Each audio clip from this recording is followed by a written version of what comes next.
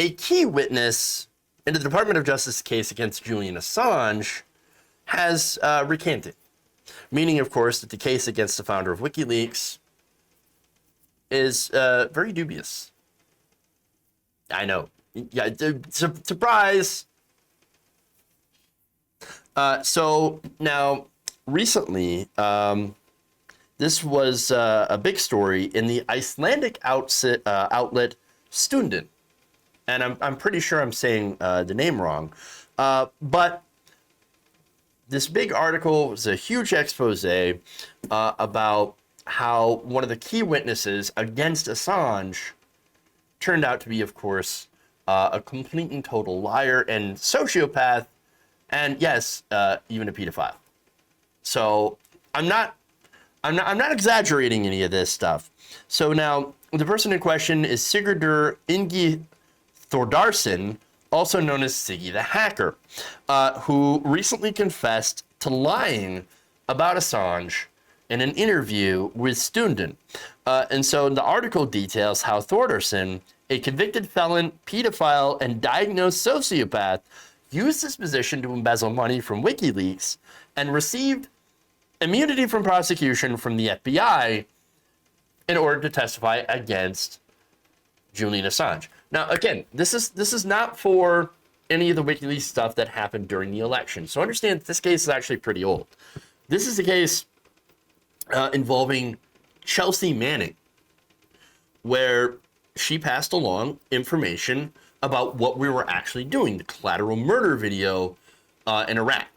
So understand that that's the context, because when the FBI, when the mainstream media talks about this case, they don't actually talk about Chelsea Manning and what she did to expose war crimes that happened in Iraq.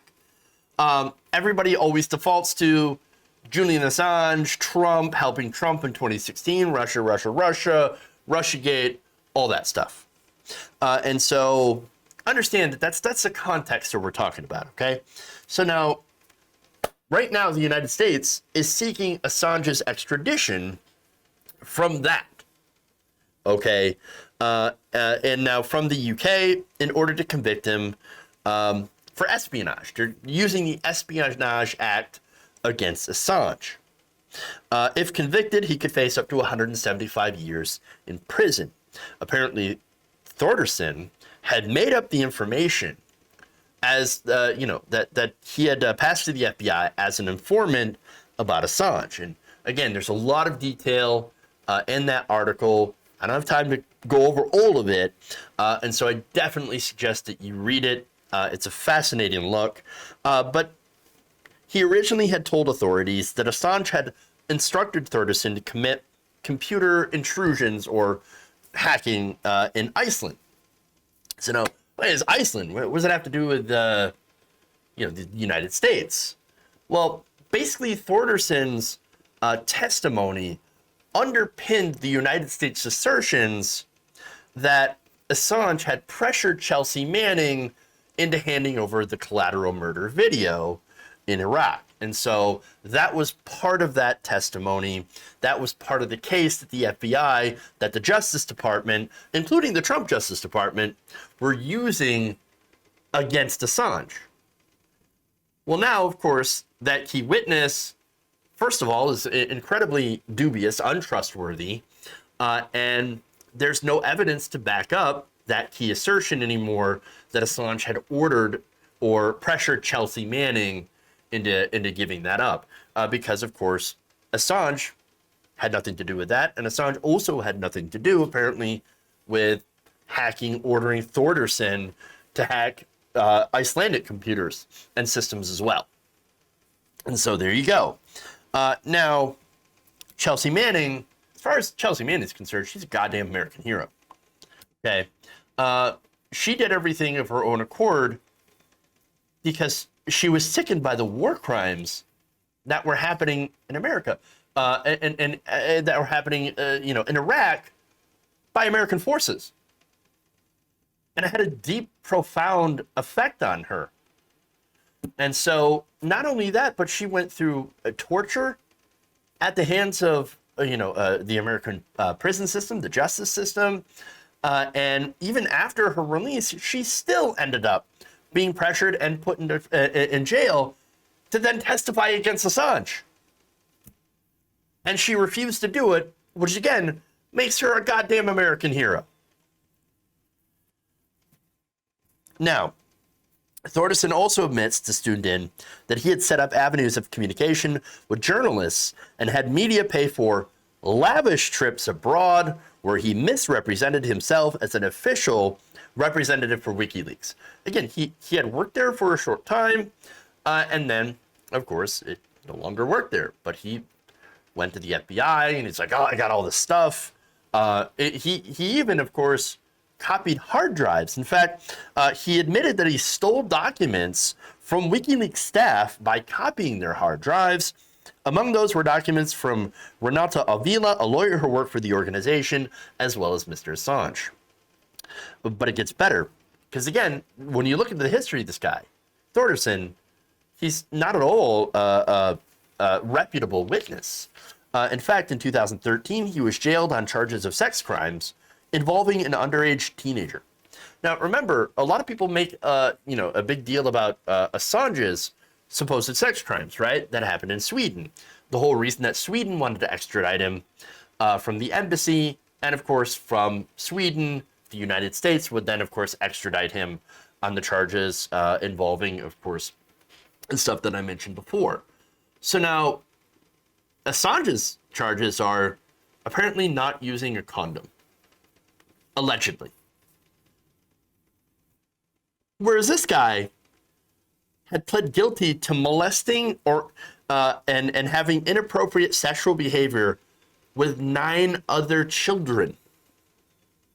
And a court-appointed psychiatrist diagnosed Thordarson as a sociopath incapable of feeling remorse.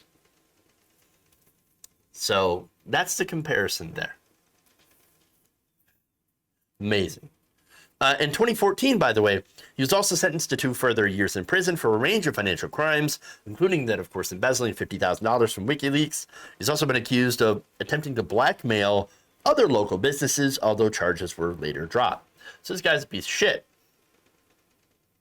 And here's the thing. I don't... Okay. So if you go out and defend Julian Assange in the way that I'm doing right now, immediately you get the charges of you love Julian Assange, you support Trump, Russia, right? For one, I don't even like Julian Assange. That doesn't matter though. Like him or not, he's a journalist. If he's innocent and didn't do any of this, well then of course we should let him go. Of course. And he doesn't appear to be guilty. There's no evidence of this. And the key witness in this, who fed the FBI all this information, is a well-known liar and pedophile. Yes, let him go. It doesn't matter that Julian Assange, and this has nothing to do with the case, it doesn't matter that he liked Donald Trump. It doesn't matter. He was acting in his capacity as a journalist. He is allowed to have his preference. As much as I don't like his preference or his perspective, it doesn't matter. You cannot jail people for their political beliefs or for doing journalism. That threatens the entire Fifth Estate, which I'll get to. But again, Assange didn't order the hacking of anyone, didn't order the hack of the DNC. And by the way, that's not even what the United States wanted to extradite him for. No, it was for the collateral murder video, showing what the United States was doing, exposing war crimes. This is something the American people actually need to know. Now, you would think, of course, that the New York Times, the Washington Post, CNN, NBC, Fox News, or NPR would report on this development about Assange. Now, it turns out, no. Now, Democracy Now! Absolutely did. Democracy Now! Based. But other than indie media, who else is reporting on this? Nobody. And why is that? Why do they not talk about such an untrustworthy witness in the entire case of the State Department, the U.S. State Department, completely falling apart? Why wouldn't they talk about that? Well, I can tell you why. Maybe it's because they're embarrassed. Maybe they're just stenographers for the U.S. security state. Now, I'm tough, I'm tough on media when I need to be, right? There's some things New York Times, Washington Post do great. Some exposés, wonderful stuff. But when it comes to mainstream corporate media, they are absolutely stenographers, and they absolutely continue to cheer on war, imperialism. Now, I'm wholly 100% against that.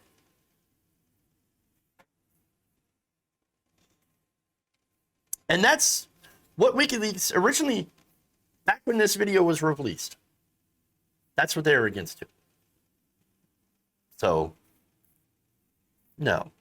I want to show you what Fairness and Accuracy in Reporting, FAIR, had noted last year. Corporate media actually had been working hard to look the other way during the Assange trial. And that's after they attempted to paint him as a Russian agent. I know, everybody's a Russian, right? Again, this has nothing to do with the 2016 election or, whatever, right? But apparently this seems to have worked. In fact, here you had Howard Dean tweeting that Assange did real damage along with others in collaborating with the Russians to elect Trump. He should not be pardoned under any circumstances. But that's not what this is about. This is about Iraq. It's not about the stuff released by from the DNC through WikiLeaks. It's not about Hillary's emails. It's nothing to do with that. But of course, mainstream media, they don't tell you that. And again, I know I've talked about Russiagate before. Let me tell you, there are two different parts to Russiagate. Okay? There is the factual part, where Russian bot farms and trolls wantonly spread disinformation online through social media companies like Facebook, giving them tons and tons of money online to support Donald Trump. That is absolutely patently true. That absolutely happened. Then there's the other side, which is bullshit. There is, Donald Trump is in bed with Putin. PP tape. Russia hacked 2016 election. No, there's no evidence of any of that. I know, and of course, there's my favorite. Bernie Sanders is a Russian agent. Everybody's a Russian agent. No, that's the real gate. That's the real Russiagate right there. Blaming everything and accusing everybody of being a Russian plant or a Russian tool. It's ridiculous. It's ridiculous. If you're doing that, if you're engaging in that, you're wrong. You're just patently false. And it is a McCarthyite smear. And I hate saying that because, of the certain associations with people who allege that. But in this case, yes, if you call somebody a Russian agent without actually having proof that they're a Russian agent, then you're lying. That's the real Russiagate. They do want to put the Kremlin as a boogeyman. And look, I'm absolutely no fan of Vladimir Putin, that's for sure, or the Russian government. They're oligarchs. Of course I'm against the Russian government. That doesn't mean that I want to go to war with them or imperialist stuff, or that I even agree with Julian Assange withholding hacked data in the RNC to try to favor Donald Trump during the election. But anyway, no. This, again, we have to have a responsible media, okay? And that's what's important here. That's able to separate those two and to report on the factual information. And what happened with Assange is huge. It's huge news, and nobody's reporting on this. Nobody's reporting on this outside of independent media. And that is a huge, huge problem. You have to report truth even when it's uncomfortable, and especially when it's uncomfortable. That's real journalism. That's real journalism.